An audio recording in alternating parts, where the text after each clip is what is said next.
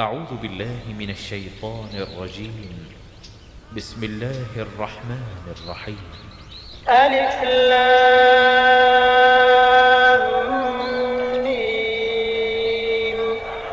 ذلك الكتاب لا ريب فيه هدى للمتقين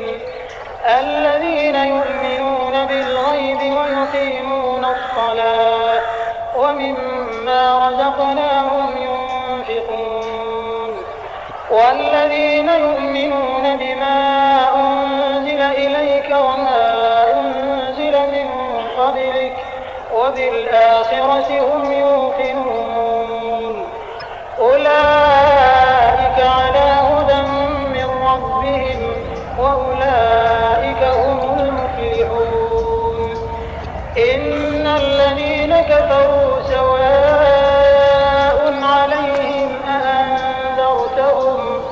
أأنذرتهم أم لم تنذرهم لا يؤمنون ختم الله على قلوبهم وعلى سمعهم وعلى أبصارهم غشاوة ولهم عذاب عظيم ومن الناس من يقول آمنا بالله وباليوم الآخر وما هم بمؤمنين يخادعون الله والذين آمنوا وما يخدعون إلا أنفسهم وما يشعرون في قلوبهم مرض فزادهم الله مرضا ولهم عذاب أليم بما كانوا يكذبون وإذا قيل لهم لا تفسدوا في الأرض قالوا إنما نحن مصلحون ألا إنهم هم المفسدون ولكن لا يشعرون وإذا قيل لهم آمنوا كما آمن الناس قالوا أنؤمن كما آمن السفهاء ألا إنهم هم السفهاء ولكن لا يعلمون وإذا لقوا الذين آمنوا قالوا آمنا وإذا خلوا إلى شياطينهم قالوا إنا معكم إنما نحن مستهزئون الله يستهزئ بهم ويمدهم في طغيانهم يعمهون أولئك الذين اشتروا الضلالة بالهدى فما ربحت تجارتهم وما كانوا مهتدين مثلهم كمثل الذي استوقد نارا فلما أضاءت ما حوله ذهب الله بنورهم وتركهم في ظلمات لا يبصرون صم بكم عمي فهم لا يرجعون أو كصيب من السماء فيه ظلمات ورعد وبرق يجعلون أصابعهم في آذانهم من الصواعق حذر الموت والله محيط بالكافرين يكاد البرق يخطف أبصارهم كلما أضاء لهم مشوا فيه وإذا أظلم عليهم قاموا ولو شاء الله لذهب بسمعهم وأبصارهم إن الله على كل شيء قدير يا أيها الناس اعبدوا ربكم الذي خلقكم والذين من قبلكم لعلكم تتقون الذي جعل لكم الأرض فراشا والسماء بناء وأنزل من السماء ماء فأخرج به من الثمرات رزقا لكم فلا تجعلوا لله أندادا وأنتم تعلمون وإن كنتم في ريب مما نزلنا على عبدنا فأتوا بسورة من مثله وادعوا شهداءكم من دون الله إن كنتم صادقين. فإن لم تفعلوا ولن تفعلوا فاتقوا النار التي وقودها الناس والحجارة أعدت للكافرين. وبشر الذين آمنوا وعملوا الصالحات أن لهم جنات تجري من تحتها الأنهار كلما رزقوا منها من ثمرة رزقا قالوا هذا الذي رزقنا من قبل وأتوا به متشابها ولهم فيها أزواج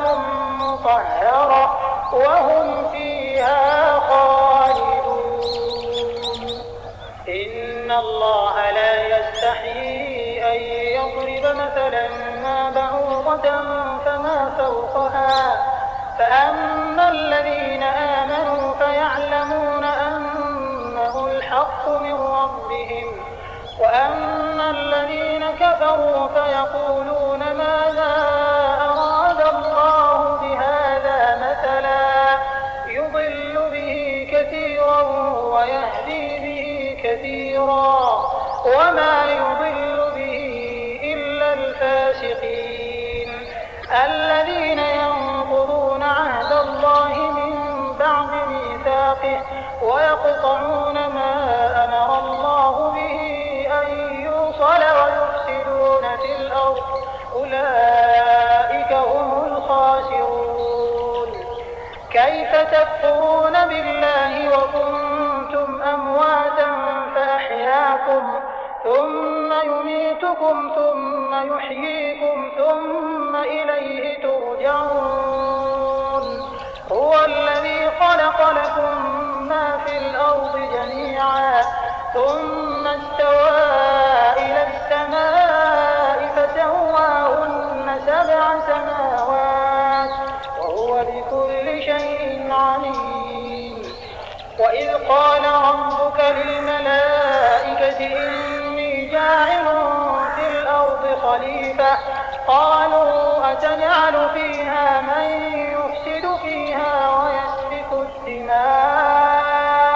ونحن نسبح بحمدك ونقدس لك قال إني أعلم ما لا تعلمون. وعلم آدم الأسماء كلها ثم عرضهم على الملائكة فقال أنبئوني بأسماء هؤلاء إن كنتم صادقين. قالوا سبحانك لا علم لنا إلا ما علمتنا إنك أنت العليم الحكيم. قال يا آدم أنبئهم بأسمائهم فلما أنبأهم بأسمائهم قال ألم أقل لكم إني أعلم غيب السماوات والأرض وأعلم ما تبدون وما كنتم تكتمون. وإذ قلنا للملائكة اسجدوا لآدم فسجدوا إلا إبليس أبى واستكبر وكان من الكافرين. وقلنا يا آدم اسكن أنت وزوجك الجنة وكلا منها رغدا حيث شئتما ولا تقربا هذه الشجرة فتكونا من الظالمين. فأزلهما الشيطان عنها فأخرجهما مما كانا فيه وقلنا اهبطوا بعضكم لبعض عدو ولكم في الأرض مستقر ومتاع إلى حين. فتلقى آدم من ربه كلمات فتاب عليه إنه هو التواب الرحيم. فإما يأتينكم مني هدى فمن تبع هداي فلا خوف عليهم ولا هم يحزنون والذين كفروا وكذبوا بآياتنا أولئك أصحاب النار هم فيها خالدون يا بني إسرائيل اذكروا نعمتي التي أنعمت عليكم وأوفوا بعهدي أوف بعهدكم وإياي فارهبون وآمنوا بما أنزلت مصدقا لما معكم ولا تكونوا أول كافر به ولا تشتروا بآياتي ثمنا قليلا وإياي فاتقون ولا تلبسوا الحق بالباطل وتكتموا الحق وأنتم تعلمون وأقيموا الصلاة وآتوا الزكاة واركعوا مع الراكعين أتأمرون الناس بالبر وتنسون أنفسكم وأنتم تتلون الكتاب أفلا تعقلون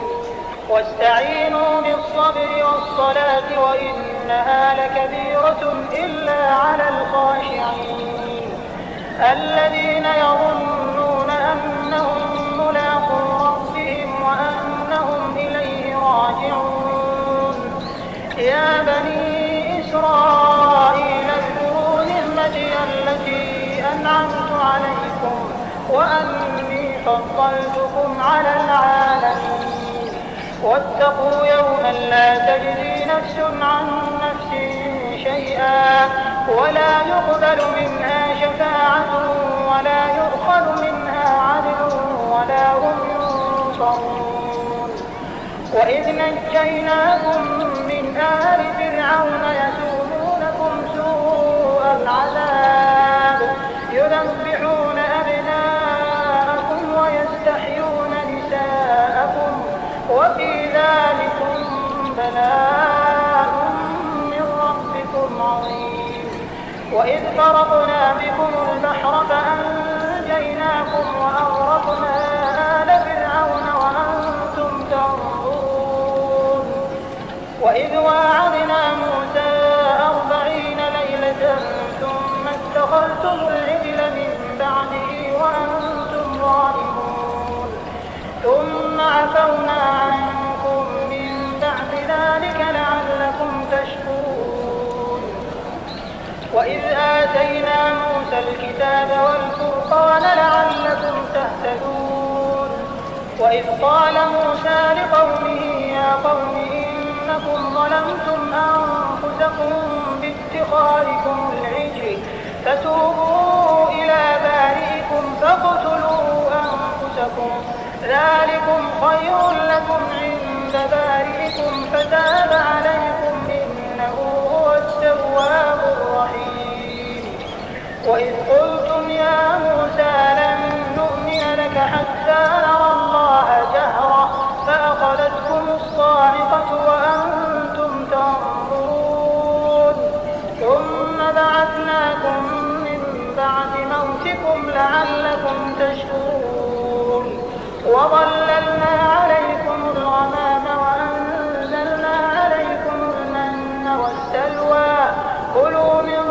طيبات ما رزقناكم وما ظلمونا ولكن كانوا أنفسهم يظلمون وإذ قلنا ادخلوا هذه القرية فكلوا منها حيث شئتم رغدا وادخلوا الباب سجدا وقولوا حطة نغفر لكم خطاياكم وسنزيد المحسنين فبدل الذين ظلموا قولا غير الذي قيل لهم فأنزلنا على الذين ظلموا رجزا من السماء بما كانوا يفسقون وإذ استسقى موسى لقومه فقلنا اضرب بعصاك الحجر فانفجرت منه 12 عينا قد علم كل أناس مشربهم كلوا واشربوا من رزق الله ولا تعثوا في الأرض مفسدين وإذ قلتم يا موسى لن نصبر على طعام واحد فادع لنا ربك يخرج لنا مما تنبت الأرض من بقلها وقثائها وفومها وعدسها وبصلها قال أتستبدلون الذي هو أدنى بالذي هو خير اهبطوا مصرا فإن لكم ما سألتم وضربت عليهم الذلة والمسكنة وباءوا بغضب من الله ذلك بأنهم كانوا يكفرون بآيات الله ويقتلون النبيين بغير الحق ذلك بما عصوا وكانوا يعتدون إن الذين آمنوا والذين هادوا والنصارى والصابئين من آمن بالله واليوم الآخر وعمل صالحا فلهم أجرهم عند ربهم ولا خوف عليهم ولا هم يحزنون وإذ أخذنا ميثاقكم ورفعنا فوقكم الطور خذوا ما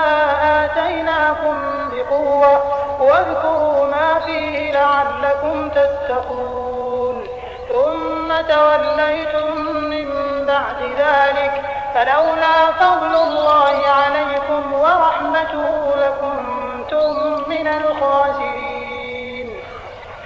ولقد علمتم الذين اعتدوا منكم في السبت فقلنا لهم كونوا قردة خاسئين فجعلناها نكالا لما بين يديها وما خلفها وموعظة للمتقين وإذ قال موسى لقومه إن الله يأمركم أن تذبحوا بقرة قالوا أتتخذنا هزوا قال أعوذ بالله أن أكون من الجاهلين قالوا ادع لنا ربك يبين لنا ما هي قال إنه يقول إنها بقرة لا فارض ولا بكر عوان بين ذلك فافعلوا ما تؤمرون قالوا ادع لنا ربك يبين لنا ما لونها قال إنه يقول إنها بقرة صفراء فاقع لونها تسر الناظرين قالوا ادع لنا ربك يبين لنا ما هي إن البقرة شابه علينا وإنا إن شاء الله لمهتدون قال إنه يقول إنها بقرة لا ذلول تثير الأرض ولا تسقي الحرث مسلمة لا شية فيها قالوا الآن جئت بالحق فذبحوها وما كادوا يفعلون وإذ قتلتم نفسا فادارأتم فيها والله مخرج ما كنتم تكتمون فقلنا اضربوه ببعضها كذلك يحيي الله الموتى ويريكم آياته لعلكم تعقلون ثم قست قلوبكم من بعد ذلك فهي كالحجارة أو أشد قسوة وإن من الحجارة لما يتفجر منه الأنهار وإن منها لما يشقق فيخرج منه الماء وإن منها لما يهبط من خشية الله وما الله بغافل عما تعملون أفتطمعون أن يؤمنوا لكم وقد كان فريق منهم يسمعون كلام الله ثم يحرفونه من بعد ما عقلوه وهم يعلمون وإذا لقوا الذين آمنوا قالوا آمنا وإذا خلا بعضهم إلى بعض قالوا أتحدثونهم بما فتح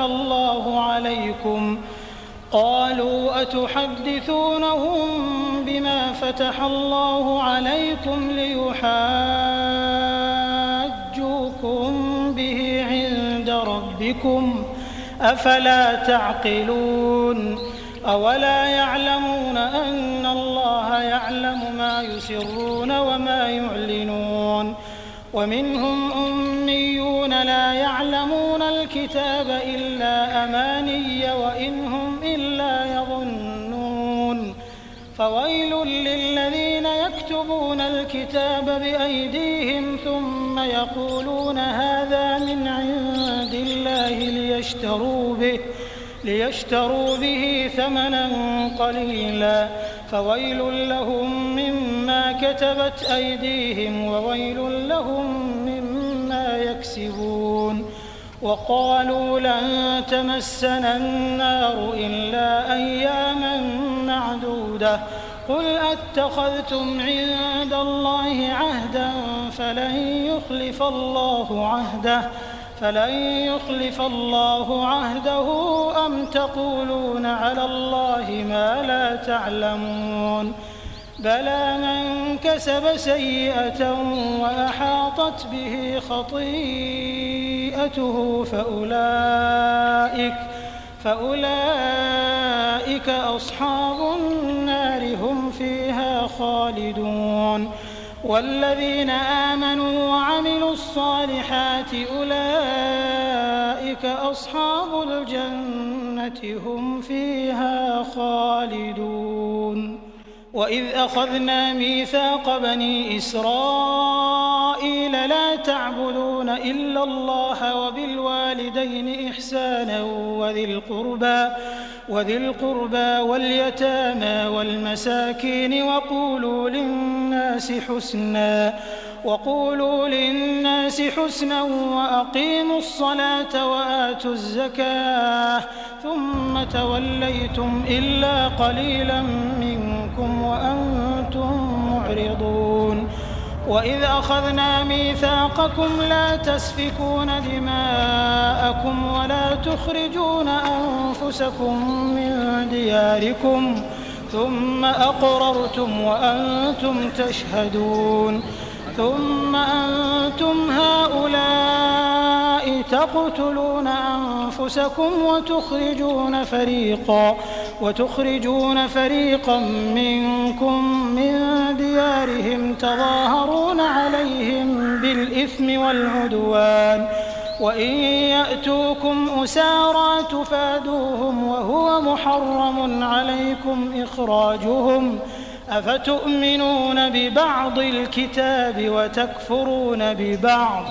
فما جزاء من يفعل ذلك منكم إلا خزي في الحياة الدنيا ويوم القيامة يردون إلى أشد العذاب وما الله بغافل عما تعملون أولئك الذين اشتروا الحياة الدنيا بالآخرة فلا يخفف عنهم العذاب ولا هم ينصرون ولقد آتينا موسى الكتاب وقفينا من بعده بالرسل وآتينا عيسى ابن مريم البينات وأيدناه بروح القدس أفكلما جاءكم رسول بما لا تهوى أنفسكم استكبرتم ففريقا كذبتم وفريقا تقتلون وقالوا قلوبنا غلف بل لعنهم الله بكفرهم فقليلا ما يؤمنون ولما جاءهم كتاب من عند الله مصدق لما معهم وكانوا من قبل يستفتحون على الذين كفروا فلما جاءهم ما عرفوا كفروا به فلعنة الله على الكافرين بئس ما اشتروا به أنفسهم أن يكفروا بما أنزل الله بغيا أن ينزل الله من فضله على من يشاء من عباده فباءوا بغضب على غضب وللكافرين عذاب مهين. وإذا قيل لهم آمنوا بما أنزل الله قالوا نؤمن بما أنزل علينا ويكفرون بما وراءه وهو الحق مصدقا لما معهم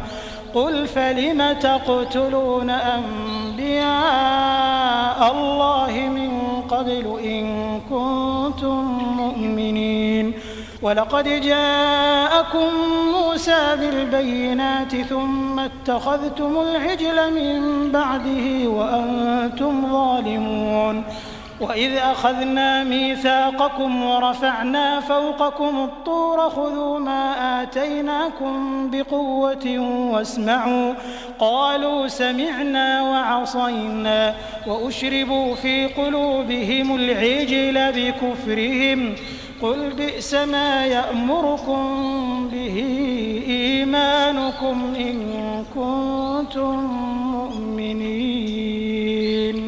قل إن كانت لكم الدار الآخرة عند الله خالصة من دون الناس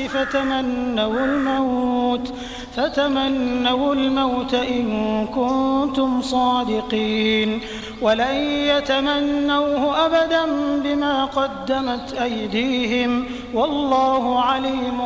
بالظالمين. ولتجدنهم أحرص الناس على حياة ومن الذين أشركوا يود أحدهم لو يعمر 1000 سنة وما هو بمزحزحه من العذاب أن يعمر والله بصير بما يعملون. قل من كان عدوا لجبريل فإنه نزله على قلبك بإذن الله مصدقا لما بين يديه وهدى وبشرى للمؤمنين. من كان عدوا لله وملائكته ورسله وجبريل وميكال فإن الله عدو للكافرين.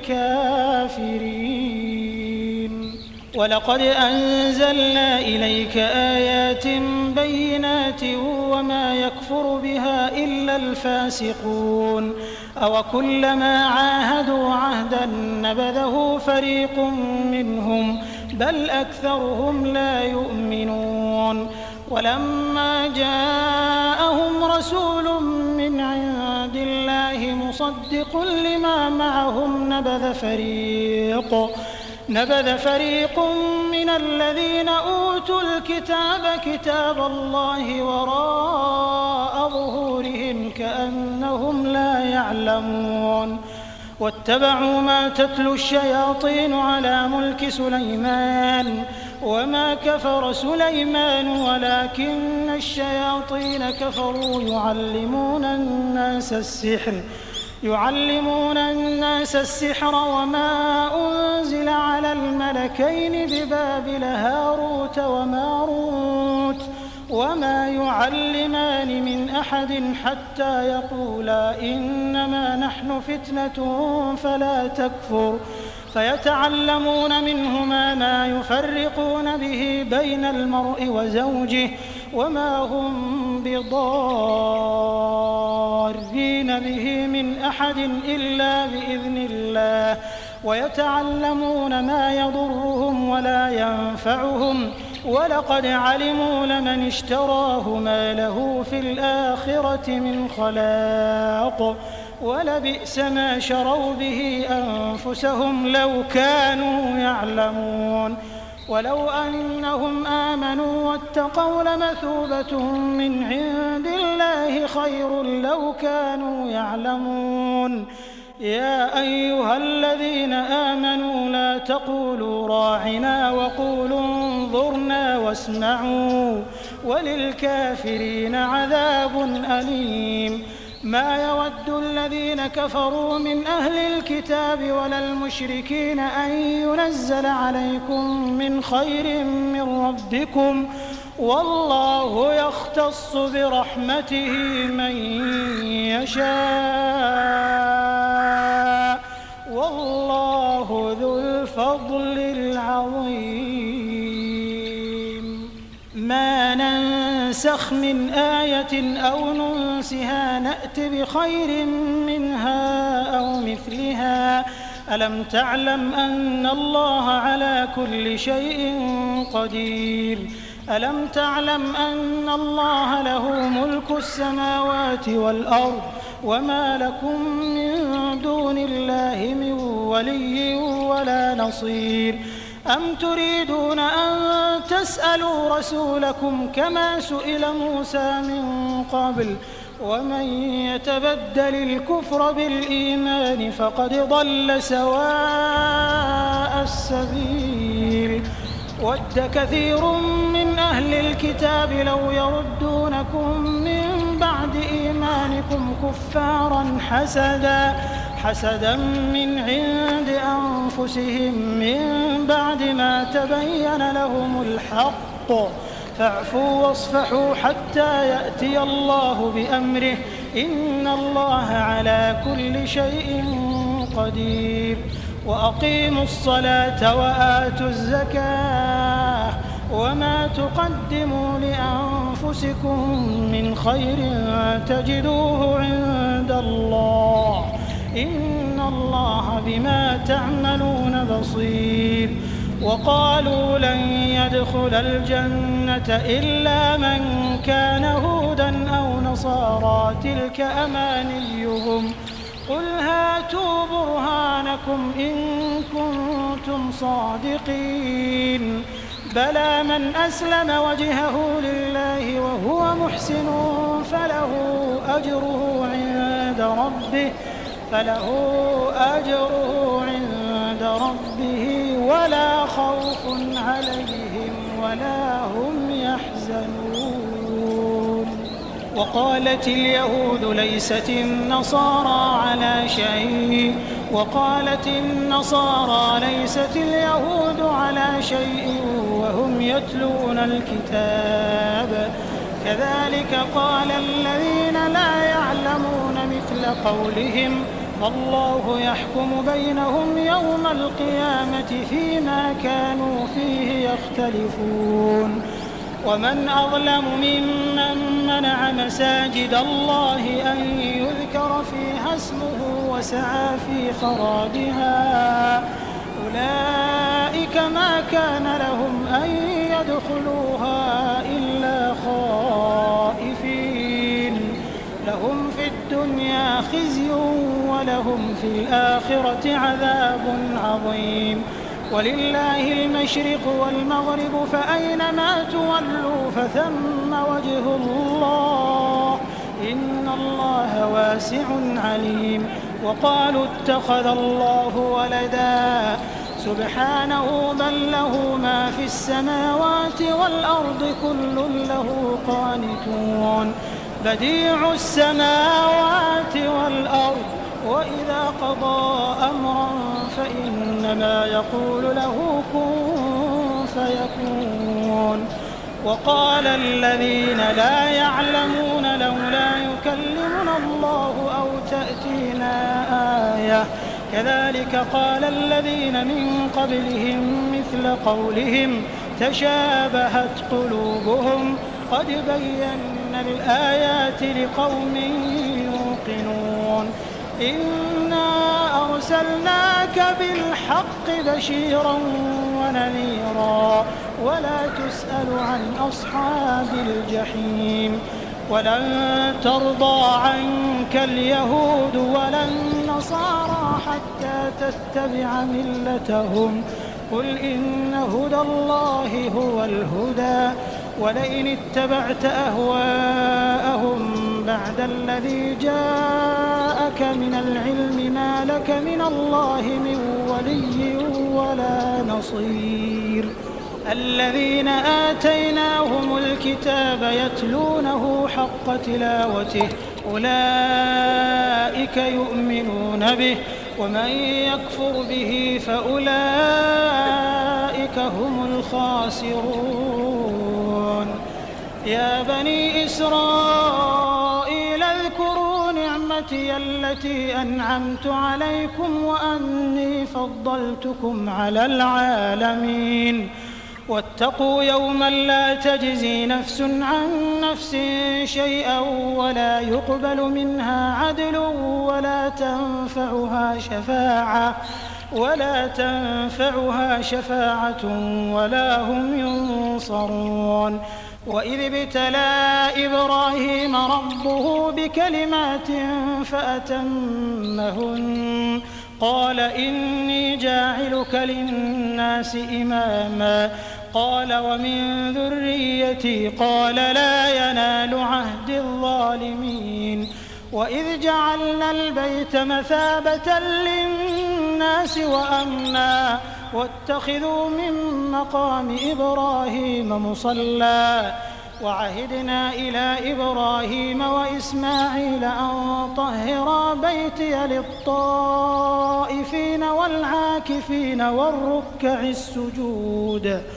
وإذ قال إبراهيم رب اجعل هذا بلدا آمنا وارزق أهله من الثمرات من آمن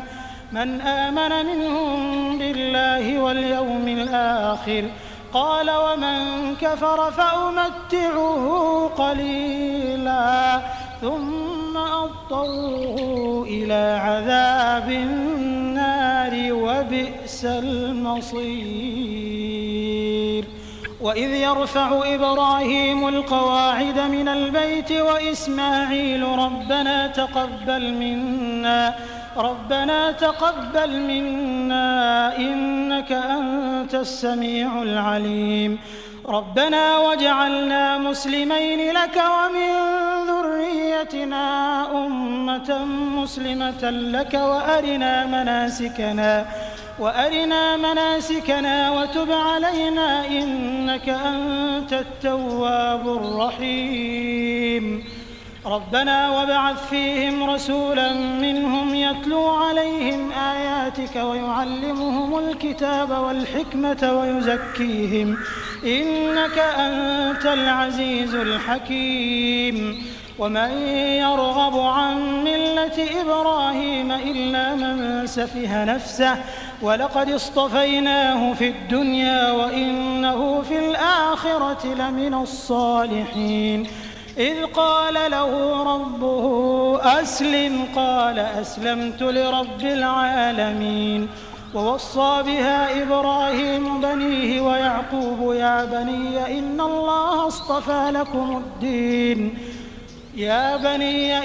الله اصطفى لكم الدين فلا تموتن إلا وأنتم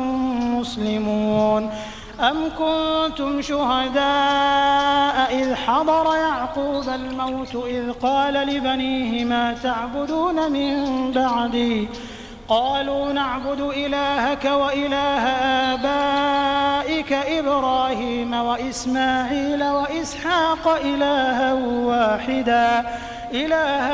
واحدا ونحن له مسلمون تلك أمة قد خلت لها ما كسبت ولكم ما كسبتم ولا تسألون عما كانوا يعملون وقالوا كونوا هودا أو نصارى تهتدوا قل بل ملة إبراهيم حنيفا وما كان من المشركين قولوا آمنا بالله وما أنزل إلينا وما أنزل إلى إبراهيم وإسماعيل وإسحاق ويعقوب والأسباط وما أوتي موسى وعيسى وما أوتي النبيون من ربهم لا نفرق بين أحد منهم ونحن له مسلمون فإن آمنوا بمثل ما آمنتم به فقد اهتدوا وإن تولوا فإنما هم في شقاق فسيكفيكهم الله وهو السميع العليم صبغة الله ومن أحسن من الله صبغة ونحن له عابدون قل أتحاجوننا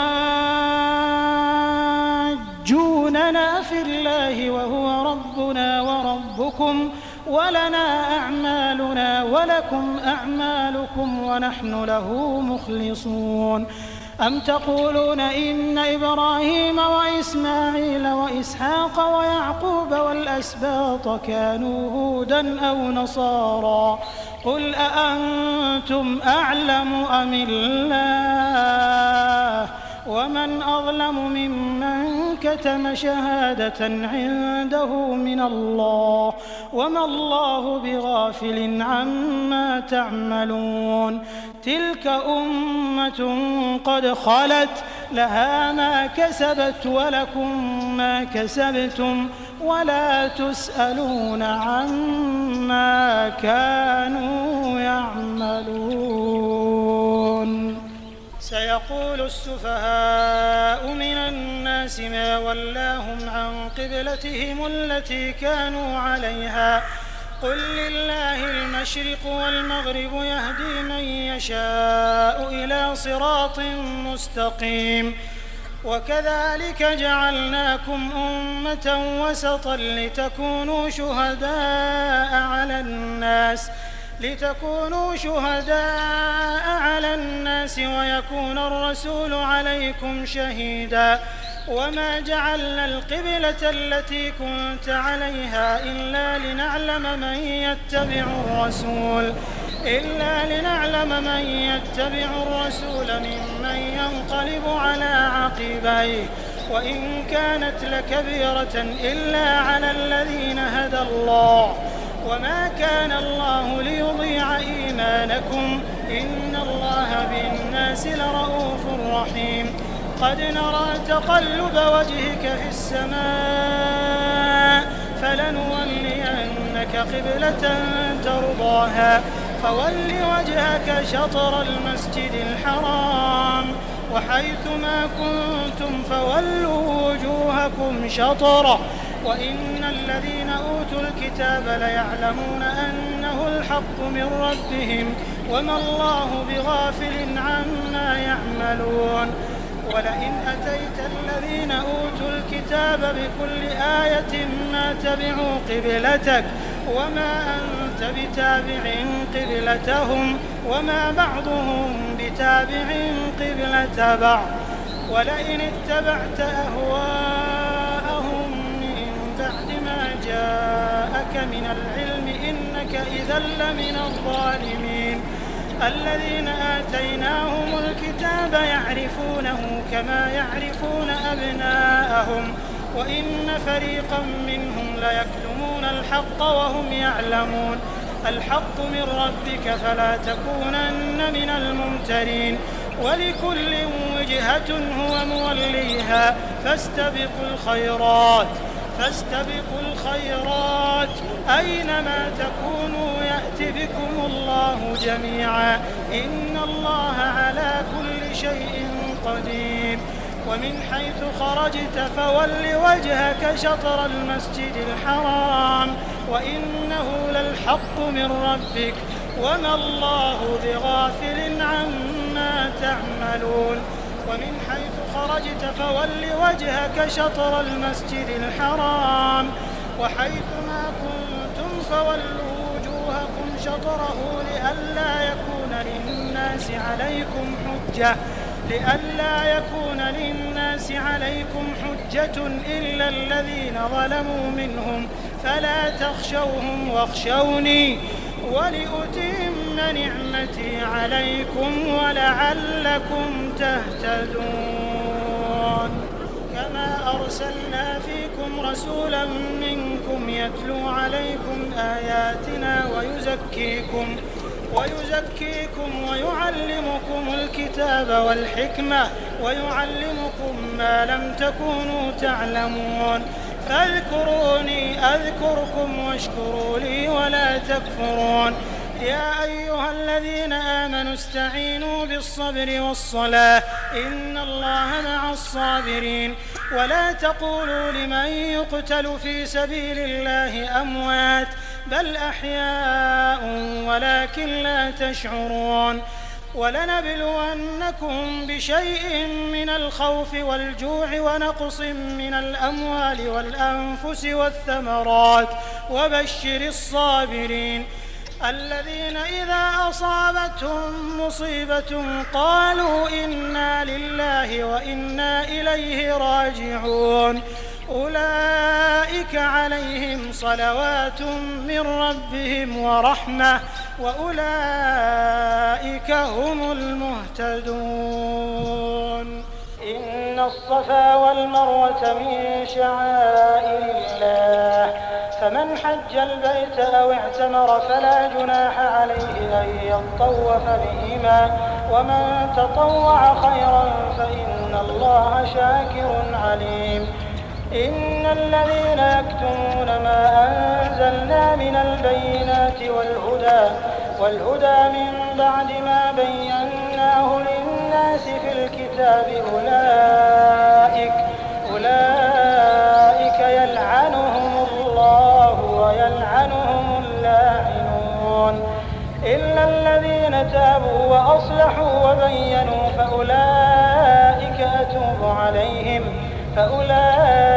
أتوب عليهم وأنا التواب الرحيم. إن الذين كفروا وماتوا وهم كفار أولئك عليهم لعنة الله والملائكة والناس أجمعين خالدين فيها لا يخفف عنهم العذاب ولا هم ينظرون. وإلهكم إله واحد لا إله إلا هو الرحمن الرحيم. إن في خلق السماوات والأرض واختلاف الليل والنهار والفلك التي تجري في البحر بما ينفع الناس وما أنزل الله من السماء من ماء فأحيا به الأرض بعد موتها وبث فيها من كل دابة وتصريف الرياح والسحاب المسخر بين السماء والأرض لآيات لقوم يعقلون. ومن الناس من يتخذ من دون الله أندادا يحبونهم كحب الله والذين آمنوا أشد حبا لله ولو يرى الذين ظلموا إذ يرون العذاب أن القوة لله جميعا وأن الله شديد العذاب. إذ تبرأ الذين اتبعوا من الذين اتبعوا ورأوا العذاب وتقطعت بهم الأسباب. وقال الذين اتبعوا لو أن لنا كرة فنتبرأ منهم كما تبرأوا منا كذلك يريهم الله أعمالهم حسرات عليهم وما هم بخارجين من النار. يا أيها الناس كلوا مما في الأرض حلالا طيبا ولا تتبعوا خطوات الشيطان إنه لكم عدو مبين. إنما يأمركم بالسوء والفحشاء وأن تقولوا على الله ما لا تعلمون.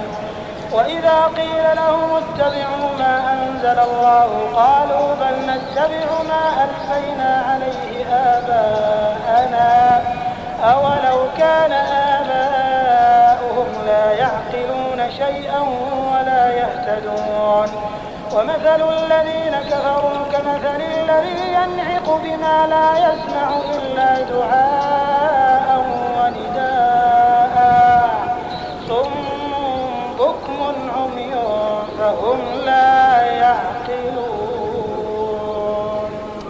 يا أيها الذين آمنوا كلوا من طيبات ما رزقناكم واشكروا لله إن كنتم إياه تعبدون. إنما حرم عليكم الميتة والدم ولحم الخنزير وما أهل به لغير الله فمن اضطر غير باغ ولا عاد فلا إثم عليه إن الله غفور رحيم. إن الذين يكتمون ما أنزل الله من الكتاب ويشترون به ثمنا قليلا أولئك ما يأكلون في بطونهم إلا النار ولا يكلمهم الله يوم القيامة ولا يزكيهم ولهم عذاب أليم. أولئك الذين اشتروا الضلالة بالهدى والعذاب بالمغفرة فما أصبرهم على النار ذلك بأن الله نزل الكتاب بالحق وإن الذين اختلفوا في الكتاب لفي شقاق بعيد. ليس البر أن تولوا وجوهكم قبل المشرق والمغرب ولكن البر من آمن بالله واليوم الآخر والملائكة والكتاب والنبيين وآتى المال على حبه ذوي القربى واليتامى والمساكين وابن السبيل والسائلين وفي الرقاب وأقام الصلاة وآتى الزكاة والموفون بعهدهم إذا عاهدوا والصابرين في البأساء والضراء وحين البأس أولئك الذين صدقوا وأولئك هم المتقون. يا أيها الذين آمنوا كتب عليكم القصاص في القتلى الحر بالحر والعبد بالعبد والأنثى بالأنثى فمن عفي له من أخيه شيء فاتباع بالمعروف وأداء إليه بإحسان ذلك تخفيف من ربكم ورحمة فمن اعتدى بعد ذلك فله عذاب أليم. ولكم في القصاص حياة يا أولي الألباب لعلكم تتقون. كتب عليكم إذا حضر أحدكم الموت إن ترك خيرا الوصية للوالدين والأقربين بالمعروف حقا على المتقين فمن بدله بعدما سمعه فإنما إثمه على الذين يبدلونه إن الله سميع عليم. فمن خاف من موص جنفا أو إثما فأصلح بينهم فلا إثم عليه إن الله غفور رحيم. يا أيها الذين آمنوا آمنوا كتب عليكم الصيام كما كتب على الذين من قبلكم لعلكم تتقون أياما معدودات فمن كان منكم مريضا أو على سفر فعدة من أيام أخر وعلى الذين يطيقونه فدية طعام مسكين فمن تطوع خيرا فهو خير له وأن تصوموا خير لكم إن كنتم تعلمون شهر رمضان الذي أنزل فيه القرآن هدى للناس وبينات من الهدى والفرقان فمن شهد منكم الشهر فليصم ومن كان مريضا أو على سفر فعدة من أيام أخر يريد الله بكم اليسر ولا يريد بكم العسر ولتكملوا العدة ولتكبروا الله على ما هداكم ولعلكم تشكرون وإذا سألك عبادي عني فإني قريب أجيب دعوة الداع إذا دعان فليستجيبوا لي وليؤمنوا بي لعلهم يرشدون أحل لكم ليلة الصيام الرفث إلى نسائكم هن لباس لكم وأنتم لباس لهن علم الله أنكم كنتم تختانون أنفسكم فتاب عليكم وعفى عنكم فالآن باشروهن وابتغوا ما كتب الله لكم وكلوا واشربوا حتى يتبين لكم الخيط الأبيض من الخيط الأسود من الفجر ثم أتموا الصيام إلى الليل ولا تباشروهن وأنتم عاكفون في المساجد تلك حدود الله فلا تقربوها كذلك يبين الله آياته للناس لعلهم يتقون ولا تأكلوا أموالكم بينكم بالباطل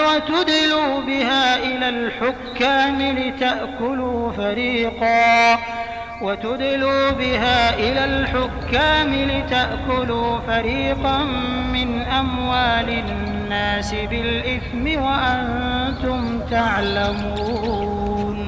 يسألونك عن الأهلة قل هي مواقيت للناس والحج وليس البر بأن تأتوا البيوت من ظهورها ولكن البر من اتقى وأتوا البيوت من أبوابها واتقوا الله لعلكم تفلحون وقاتلوا في سبيل الله الذين يقاتلونكم ولا تعتدوا إن الله لا يحب المعتدين وَاقْتُلُوهُمْ حَيْثُ ثَقِفْتُمُوهُمْ وَأَخْرِجُوهُمْ مِنْ حَيْثُ أَخْرَجُوكُمْ وَالْفِتْنَةُ أَشَدُّ مِنَ الْقَتْلِ وَلَا تُقَاتِلُوهُمْ عِندَ الْمَسْجِدِ الْحَرَامِ حَتَّى يُقَاتِلُوكُمْ فِيهِ فَإِنْ قَاتَلُوكُمْ فَاقْتُلُوهُمْ كَذَلِكَ جَزَاءُ الْكَافِرِينَ فإن انتهوا فإن الله غفور رحيم وقاتلوهم حتى لا تكون فتنة ويكون الدين لله فإن انتهوا فلا عدوان إلا على الظالمين الشهر الحرام بالشهر الحرام والحرمات قصاص فمن اعتدى عليكم فاعتدوا عليه بمثل ما اعتدى عليكم واتقوا الله واعلموا أن الله مع المتقين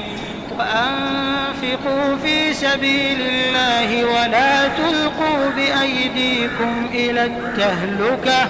وأحسنوا إن الله يحب المحسنين وأتموا الحج والعمرة لله فإن أحصرتم فما استيسر من الهدي ولا تحلقوا رؤوسكم حتى يبلغ الهدي محله فمن كان منكم مريضا أو به أذى من رأسه ففدية من صيام أو صدقة أو نسك فإذا أمنتم فمن تمتع بالعمرة إلى الحج فما استيسر من الهدي فمن لم يجد فصيام 3 أيام في الحج و7 إذا رجعتم تلك 10 كاملة ذلك لمن لم يكن أهله حاضر المسجد الحرام واتقوا الله واعلموا أن الله شديد العقاب الحج أشهر معلومات فمن فرض فيهن الحج فلا رفث ولا فسوق ولا جدال في الحج وما تفعلوا من خير يعلمه الله وتزودوا فإن خير الزاد التقوى واتقون يا أولي الألباب ليس عليكم جناح أن تبتغوا فضلا من ربكم فإذا أفضتم من عرفات فاذكروا الله عند المشعر الحرام واذكروه كما هداكم وإن كنتم من قبله لمن الضالين ثم أفيضوا من حيث أفاض الناس واستغفروا الله إن الله غفور رحيم فإذا قضيتم مناسككم فاذكروا الله كذكركم آباءكم أو أشد ذكرا فمن الناس من يقول ربنا آتنا في الدنيا وما له في الآخرة من خلاق ومنهم من يقول ربنا آتنا في الدنيا حسنة وفي الآخرة حسنة وقنا عذاب النار أولئك لهم نصيب مما كسبوا والله سريع الحساب واذكروا الله في أيام معدودات فمن تعجل في يومين فلا إثم عليه ومن تأخر فلا إثم عليه لمن اتقى واتقوا الله واعلموا أنكم إليه تحشرون ومن الناس من يعجبك قوله في الحياة الدنيا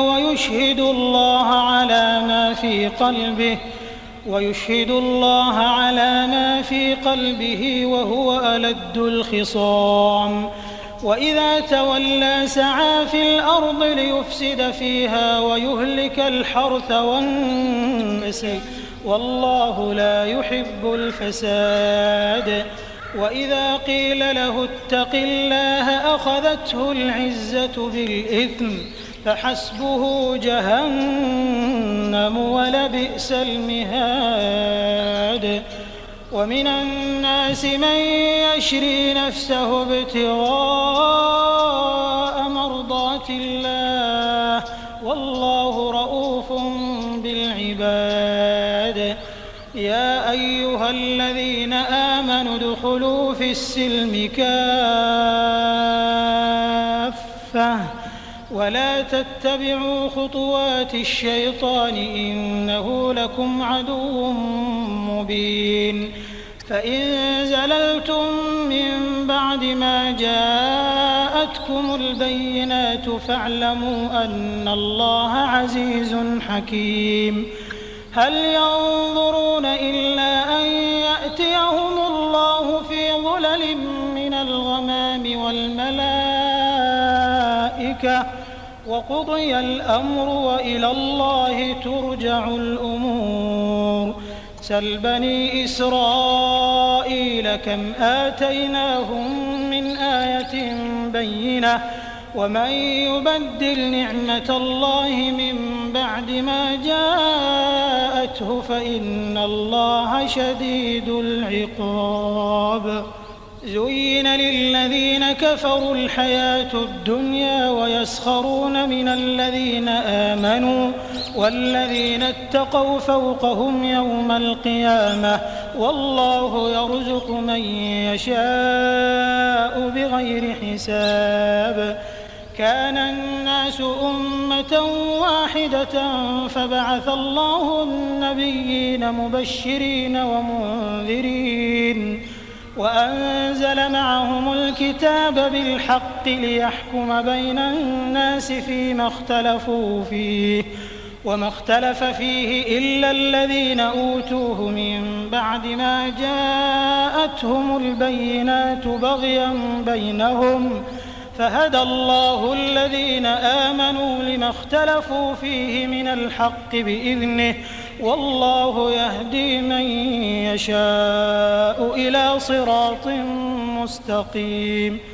أم حسبتم أن تدخلوا الجنة ولما يأتكم مثل الذين خلوا من قبلكم مستهم البأساء والضراء وزلزلوا حتى يقول الرسول والذين آمنوا معه متى نصر الله ألا إن نصر الله قريب يسألونك ماذا ينفقون قل ما أنفقتم من خير فللوالدين والأقربين واليتامى والمساكين وابن السبيل وما تفعلوا من خير فإن الله به عليم كتب عليكم القتال وهو كره لكم وعسى أن تكرهوا شيئا وهو خير لكم وعسى أن تحبوا شيئا وهو شر لكم والله يعلم وأنتم لا تعلمون يسألونك عن الشهر الحرام قتال فيه قل قتال فيه كبير وصد عن سبيل الله وكفر به والمسجد الحرام وإخراج أهله منه أكبر عند الله والفتنة أكبر من القتل ولا يزالون يقاتلونكم حتى يردوكم عن دينكم إن استطاعوا ومن يرتدد منكم عن دينه فيمت وهو كافر فأولئك حبطت أعمالهم في الدنيا والآخرة وأولئك أصحاب النار هم فيها خالدون إن الذين آمنوا والذين هاجروا وجاهدوا في سبيل الله أولئك يرجون رحمة الله والله غفور رحيم يسألونك عن الخمر والميسر قل فيهما إثم كبير ومنافع للناس وإثمهما أكبر من نفعهما ويسألونك ماذا ينفقون قل العفو كذلك يبين الله لكم الآيات لعلكم تتفكرون في الدنيا والآخرة ويسألونك عن اليتامى قل إصلاح لهم خير وإن تخالطوهم فإخوانكم والله يعلم المفسد من المصلح ولو شاء الله لأعنتكم إن الله عزيز حكيم.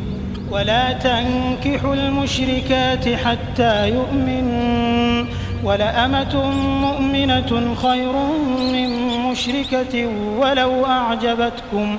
ولا تنكحوا المشركين حتى يؤمنوا ولعبد مؤمن خير من مشرك ولو أعجبكم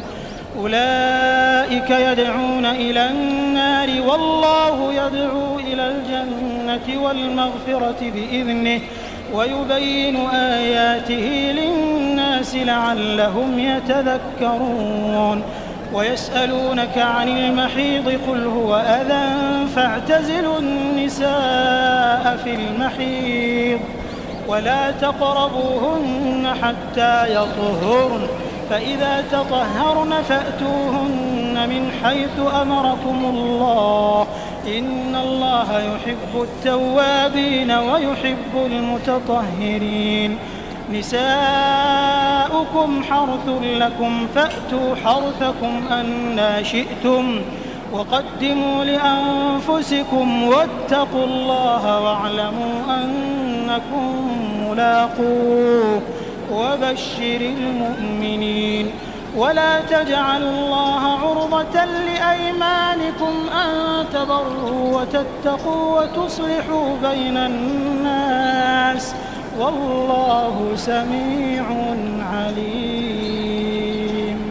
لا يؤاخذكم الله باللغو في أيمانكم ولكن يؤاخذكم بما كسبت قلوبكم والله غفور حليم. للذين يؤلون من نسائهم تربص 4 أشهر فإن فاءوا فإن الله غفور رحيم. وإن عزموا الطلاق فإن الله سميع عليم. والمطلقات يتربصن بأنفسهن 3 قروء ولا يحل لهن أن يكتمن ما خلق الله في أرحامهن إن كن يؤمن بالله واليوم الآخر وبعولتهن أحق بردهن في ذلك إن أرادوا إصلاحا ولهن مثل الذي عليهن بالمعروف وللرجال عليهن درجة والله عزيز حكيم. الطلاق 2 فإمساك بمعروف أو تسريح بإحسان ولا يحل لكم أن تأخذوا مما آتيتموهن شيئا إلا أن يخافا ألا يقيما حدود الله فإن خفتم ألا يقيما حدود الله فلا جناح عليهما فيما افتدت به تلك حدود الله فلا تعتدوها ومن يتعد حدود الله فأولئك هم الظالمون.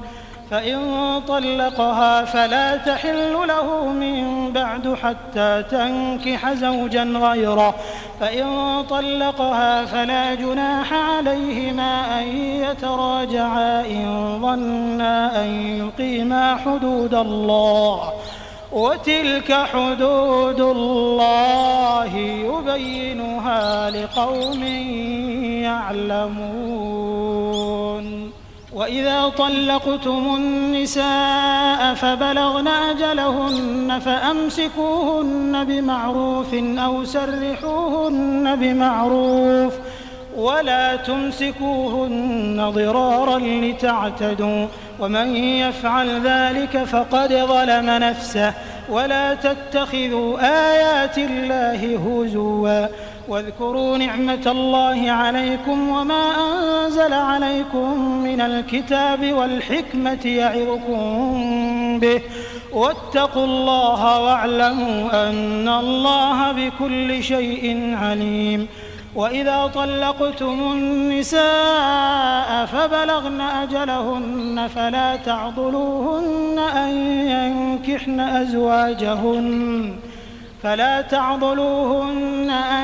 ينكحن أزواجهن إذا تراضوا بينهم بالمعروف، ذلك يوعظ به من كان منكم يؤمن بالله واليوم الآخر، ذلكم أزكى لكم وأطهر، والله يعلم وأنتم لا تعلمون. والوالدات يرضعن أولادهن حولين كاملين لمن أراد أن يتم الرضاعة، وعلى المولود له رزقهن وكسوتهن بالمعروف، لا تكلف نفس إلا وسعها، لا تضار والدة بولدها ولا مولود له بولده، وعلى الوارث مثل ذلك، فإن أرادا فصالا عن تراض منهما وتشاور فلا جناح عليهما، وإن أردتم أن تسترضعوا أولادكم فلا جناح عليكم إذا سلمتم ما آتيتم بالمعروف، واتقوا الله واعلموا أن الله بما تعملون بصير. والذين يتوفون منكم ويذرون أزواجا يتربصن بأنفسهن 4 أشهر و10، فإذا بلغن أجلهن فلا جناح عليكم فيما فعلن في أنفسهن بالمعروف، والله بما تعملون خبير. ولا جناح عليكم فيما عرضتم به من خطبة النساء أو أكننتم في أنفسكم، علم الله أنكم ستذكرونهن ولكن لا تواعدوهن سرا إلا أن تقولوا قولا معروفا، ولا تعزموا عقدة النكاح حتى يبلغ الكتاب أجله، واعلموا أن الله يعلم ما في أنفسكم فاحذروه، واعلموا أن الله غفور حليم. لا جناح عليكم إن طلقتم النساء ما لم تمسوهن أو تفرضوا لهن فريضة، ومتعوهن على الموسع قدره وعلى المقتر قدره متاعا بالمعروف حقا على المحسنين. وإن طلقتموهن من قبل أن تمسوهن وقد فرضتم لهن فريضة فنصف ما فرضتم إلا أن يعفون أو يعفو الذي بيده عقدة النكاح، وأن تعفوا أقرب للتقوى، ولا تنسوا الفضل بينكم، إن الله بما تعملون بصير. حافظوا على الصلوات والصلاة الوسطى وقوموا لله قانتين، فإن خفتم فرجالا أو ركبانا، فإذا أمنتم فاذكروا الله كما علمكم ما لم تكونوا تعلمون. والذين يتوفون منكم ويذرون أزواجا وصية لأزواجهم متاعا إلى الحول غير إخراج، فإن خرجن فلا جناح عليكم فيما فعلن في أنفسهن من معروف، والله عزيز حكيم. وللمطلقات متاع بالمعروف حقا على المتقين، كذلك يبين الله لكم آياته لعلكم تعقلون. ألم تر إلى الذين خرجوا من ديارهم وهم ألوف حذر الموت فقال لهم الله موتوا ثم أحياهم إن الله لذو فضل على الناس ولكن أكثر الناس لا يشكرون وقاتلوا في سبيل الله واعلموا أن الله سميع عليم من ذا الذي يقرض الله قرضا حسنا فيضاعفه له أضعافا كثيرة والله يقبض ويبسط وإليه ترجعون ألم تر إلى الملأ من بني إسرائيل من بعد موسى إذ قالوا لنبي له مبعث لنا ملكا نقاتل في سبيل الله قال هل عسيتم إن كتب عليكم القتال ألا تقاتلوا قالوا وما لنا ألا نقاتل في سبيل الله وقد أخرجنا من ديارنا وأبنائنا فلما كتب عليهم القتال تولوا إلا قليلا منهم والله عليم بالظالمين وقال لهم نبيهم إن الله قد بعث لكم طالوت ملكا قالوا أنى يكون له الملك علينا ونحن أحق بالملك منه ولم يؤت سعة من المال قال إن الله اصطفاه عليكم وزاده بسطة في العلم والجسم والله يؤتي ملكه من يشاء والله واسع عليم وقال لهم نبيهم إن آية ملكه أن يأتيكم التابوت فيه سكينة من ربكم وبقية مما ترك آل موسى وآل هارون تحمله الملائكة إن في ذلك لآية لكم إن كنتم مؤمنين فلما فصل طالوت بالجنود قال إن الله مبتليكم بنهر فمن شرب منه فليس مني ومن لم يطعمه فإنه مني إلا من اغترف غرفة بيده فشربوا منه إلا قليلا منهم فلما جاوزه هو والذين آمنوا معه قالوا لا طاقة لنا اليوم بجالوت وجنوده قال الذين يظنون أنهم ملاقو الله كم من فئة قليلة غلبت فئة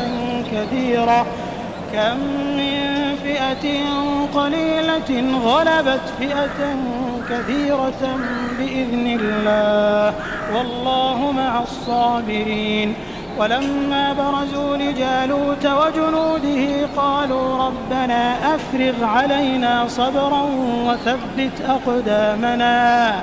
وثبت أقدامنا وانصرنا على القوم الكافرين فهزموهم بإذن الله وقتل داود جالوت وآتاه الله الملك والحكمة وعلمه مما يشاء ولولا دفع الله الناس بعضهم ببعض لفسدت الأرض ولكن الله ذو فضل على العالمين تلك آيات الله نتلوها عليك بالحق وإنك لمن المرسلين تلك الرسل فضلنا بعضهم على بعض منهم من كلم الله ورفع بعضهم درجات وآتينا عيسى ابن مريم البينات وأيدناه بروح القدس ولو شاء الله ما اقتتل الذين من بعدهم من بعد ما جاءتهم البينات ولكن اختلفوا فمنهم من آمن ومنهم من كفر ولو شاء الله ما اقتتلوا ولكن الله يفعل ما يريد. يا أيها الذين آمنوا أنفقوا مما رزقناكم من قبل أن يأتي يوم لا بيع فيه ولا خلة ولا شفاعة والكافرون هم الظالمون. الله لا إله إلا هو الحي القيوم لا تأخذه سنة ولا نوم له ما في السماوات وما في الأرض من ذا الذي يشفع عنده إلا بإذنه يعلم ما بين أيديهم وما خلفهم ولا يحيطون بشيء من علمه إلا بما شاء وسع كرسيه السماوات والأرض ولا يؤوده حفظهما وهو العلي العظيم. لا إكراه في الدين قد تبين الرشد من الغي فمن يكفر بالطاغوت ويؤمن بالله فقد استمسك بالعروة الوثقى لا انفصام لها والله سميع عليم. الله ولي الذين آمنوا يخرجهم من الظلمات إلى النور والذين كفروا أولياؤهم الطاغوت يخرجونهم من النور إلى الظلمات أولئك أصحاب النار هم فيها خالدون. ألم تر إلى الذي حاج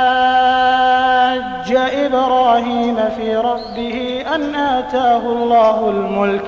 إذ قال إبراهيم ربي الذي يحيي ويميت قال أنا أحيي وأميت قال إبراهيم فإن الله يأتي بالشمس من المشرق فأت بها من المغرب فبهت الذي كفر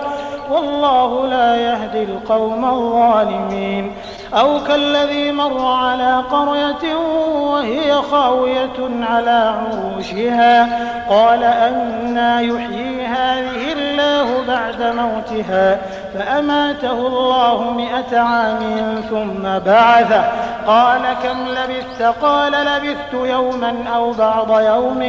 قال بل لبثت 100 عام فانظر إلى طعامك وشرابك لم يتسنه وانظر إلى حمارك ولنجعلك آية للناس وانظر إلى العظام كيف ننشزها ثم نكسوها لحما فلما تبين له قال أعلم أن الله على كل شيء قدير. وإذ قال إبراهيم رب أرني كيف تحيي الموتى قال أولم تؤمن قال بلى ولكن ليطمئن قلبي قال فخذ 4 من الطير فصرهن إليك ثم اجعل على كل جبل منهن جزءا ثم ادعهن يأتينك سعيا واعلم أن الله عزيز حكيم. مثل الذين ينفقون أموالهم في سبيل الله كمثل حبة أنبتت 7 سنابل في كل سنبلة 100 حبة والله يضاعف لمن يشاء والله واسع عليم. الذين ينفقون أموالهم في سبيل الله ثم لا يتبعون ما أنفقوا منا ولا أذى لهم أجرهم عند ربهم ولا خوف عليهم ولا هم يحزنون. قول معروف ومغفرة خير من صدقة يتبعها أذى والله غني حليم. يا أيها الذين آمنوا لا تبطلوا صدقاتكم بالمن والأذى كالذي ينفق ماله رئاء الناس ولا يؤمن بالله واليوم الآخر فمثله كمثل صفوان عليه تراب فأصابه وابل فتركه صلدا لا يقدرون على شيء مما كسبوا والله لا يهدي القوم الكافرين. ومثل الذين ينفقون أموالهم ابتغاء مرضات الله وتثبيتا من أنفسهم كمثل جنة بربوة أصابها وابل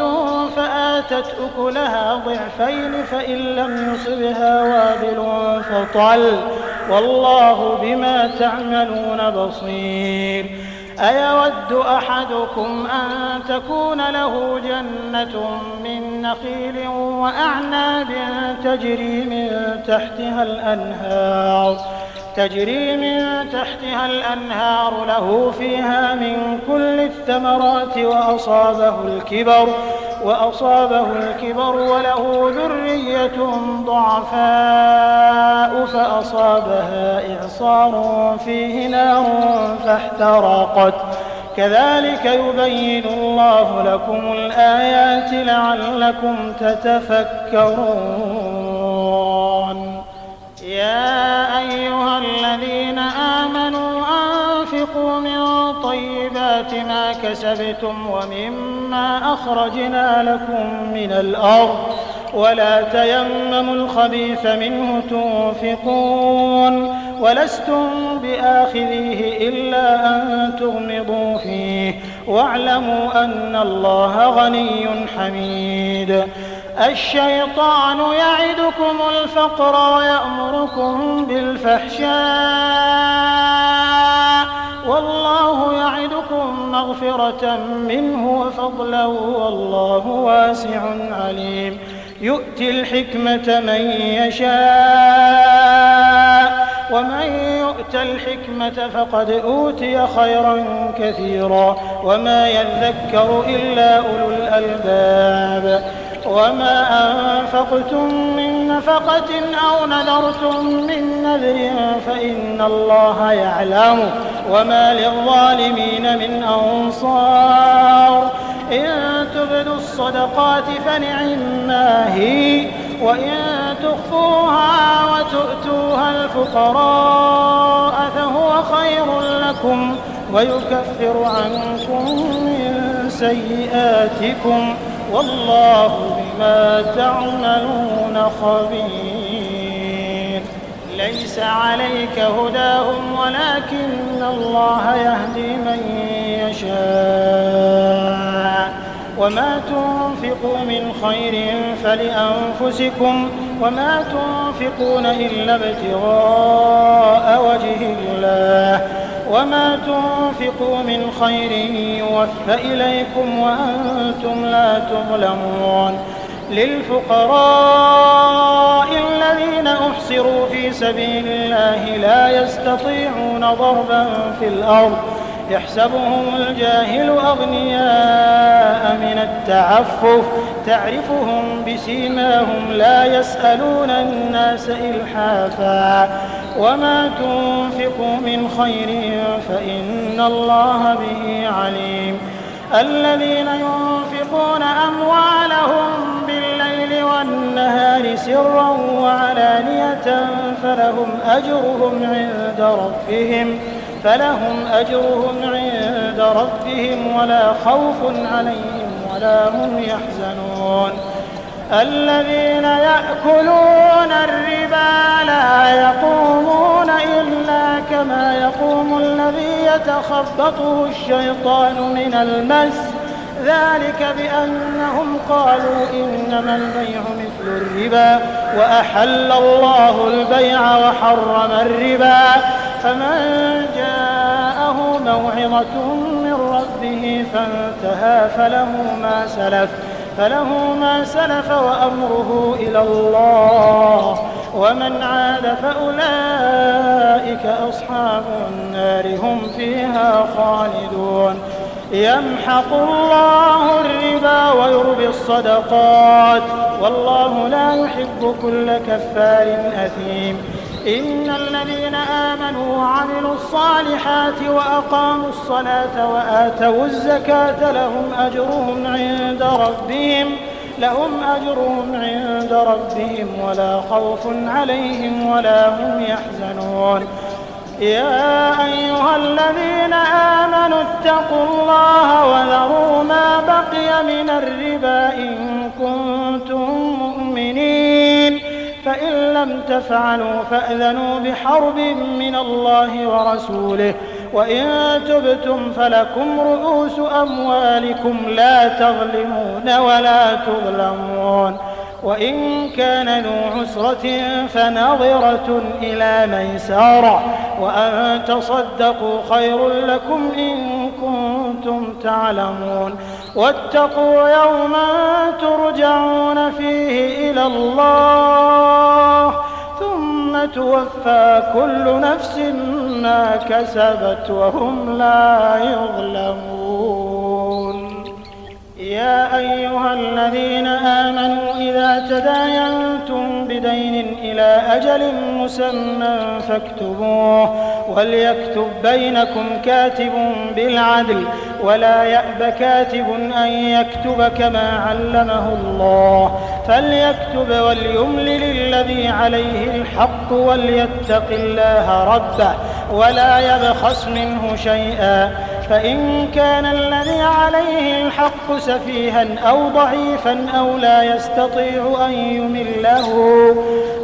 يستطيع أن يمله فليملل وليه بالعدل، واستشهدوا شهيدين من رجالكم، فإن لم يكونا رجلين فرجل وامرأتان ممن ترضون من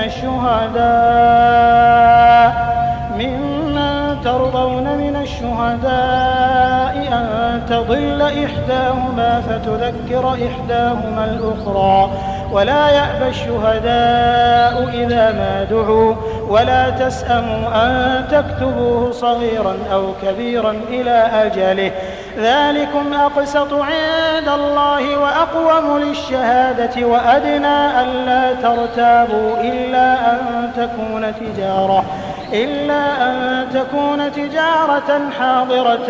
تديرونها بينكم، فليس عليكم جناح ألا تكتبوها، وأشهدوا إذا تبايعتم، ولا يضار